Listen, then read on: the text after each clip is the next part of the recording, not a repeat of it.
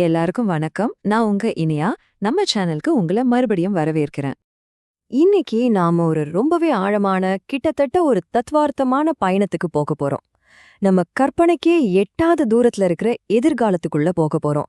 அங்க இருட்டும் மௌனமும் தான் பிரதானமா இருக்கும். வாங்க போகலாம். அப்போ நம்ம மனசுல வர முதல் கேள்வி இதுதான். இந்த பிரபஞ்சம் எப்படி முடியப் போகுது? அதோட கடைசி விதி என்னவா இருக்கும்? வாங்க இதுக்கான பதில தேடி ஒரு பயணம் போலாம். சரி, நம்ம டைம் டிராவல் ஆரம்பிக்கலாம். அதுவும் எப்படி? ரொம்ப வேகமா காலத்தை தாண்டி போகப் போறோம். நம்ம பயணத்தோட முதல் ஸ்டாப் நம்ம வீடு பூமி தான். இங்க என்னெல்லாம் நடக்க போகுதுன்னு முதல்ல பாத்திரலாம். பாத்தீங்களா, இந்த பூமியில எதுவுமே நிரந்தரம் இல்ல. இன்னும் கொஞ்சம் 1000 வருஷத்துல மனுஷனோட தடையுமே இல்லாம போகும். புதுசா கண்டங்கள் உருவாகும். நம்ம சூரிய குடுவமே தலைகீழா மாறப்போகுது. அப்போ மாற்றம் ஒண்ணுதான் இங்க மாறாதது இல்லையா? ஆனா இதெல்லாம் ஒண்ணுமே இல்ல. பிரபஞ்சத்தோட டைம்லைன்ல இதெல்லாம் ஒரு கண்ணு சிமிட்ற நேரம்தான். உண்மையான பெரிய ட்விஸ்டே நம்ம சூரியனோட மரணம்தான். அதோட எரிபொருள் தீர்ந்து போகும்போது அது பயங்கரமா பெருசாகி ஒரு ரெட் ஜயண்டா மாறும். நம்ம பூமி மேல இருக்கிற கடலெல்லாம் வத்தி போய் கடைசியில நம்ம கிரகத்தையே அது முழுங்கிடும். அதுக்கப்புறம் என்னாகும்? மிச்சம் இருக்கிறது ஒரு சின்ன மங்கலான வெள்ளைக்குள்ளன் மட்டும்தான். சரி, நம்ம சூரிய குடும்பத்தோட கதை இங்க முடியுது. இனி நம்ம பார்வைய கொஞ்சம் பெருசாக்குவோம். பிரபஞ்சத்துல இருக்கிற கோடிக்கணக்கான நட்சத்திரங்களுக்கு என்னாகும்?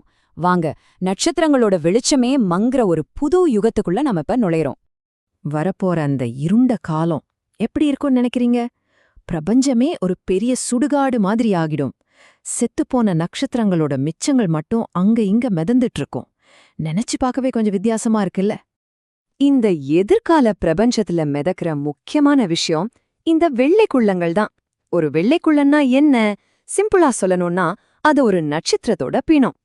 எரிபொருள் எல்லாம் காலி. உள்ள இருக்கிற கடைசி சூடுல லேசா மினுமினுத்துட்டு இருக்கும், அவ்ளோதான். காலப்போக்குல அந்த வெள்ளக்குள்ளங்களும் அப்படியே குளிர்ந்து போயிடும்.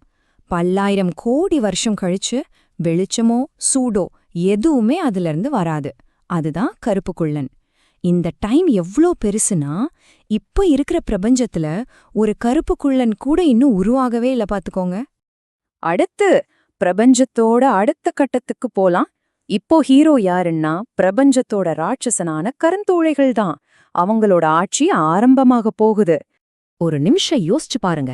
பிரபஞ்சத்தோட மொத்த வயசுல நம்மள மாதிரி உயிரினங்கள் வாழக்கூடிய காலம் எவ்வளவு சின்னது தெரியுமா? இந்த நம்பரை பாருங்க, கிட்டத்தட்ட 0. பிரபஞ்சத்தோட பார்வையில நாம எவ்வளவு அரிதானவங்கன்னு இது காட்டுது. இந்த காலத்துல கேலக்சிங்கிறது நாம இன்னைக்கு பாக்குற மாதிரி இருக்காது. நட்சத்திரங்களுக்கு பதிலா நடுவுல ஒரு பெரிய சூப்பர் மேசிவ் கருந்துளை இருக்கும். அதை சுத்தி குட்டி குட்டி கருந்துளைகள் வரும். இத ஒரு மாதிரி ஜாம்பி கேலக்சின்னு சொல்லலாம். இந்த யுகத்தோட மெயின் ஈவெண்டே இந்த கருந்துளைகளோட இணைப்பு தான். 2 கருந்துளைகள் ஒன்னு சேரும்போது அப்பா அப்பா சூரியனை விட ட்ரில்லியன் மடங்கு பெருசாகும்.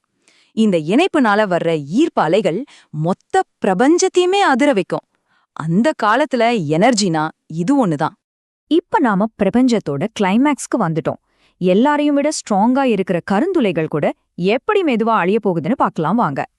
ஆனா அறிவியலாளர் ஸ்டீவன் ஹாக்கிங் என்ன சொல்றாருன்னா, கருந்துளைகள் கூட நிரந்தரம் இல்லையா. ஹாக்கிங் கதிர்வீச்சுன்னு ஒரு விஷயம் இருக்கு.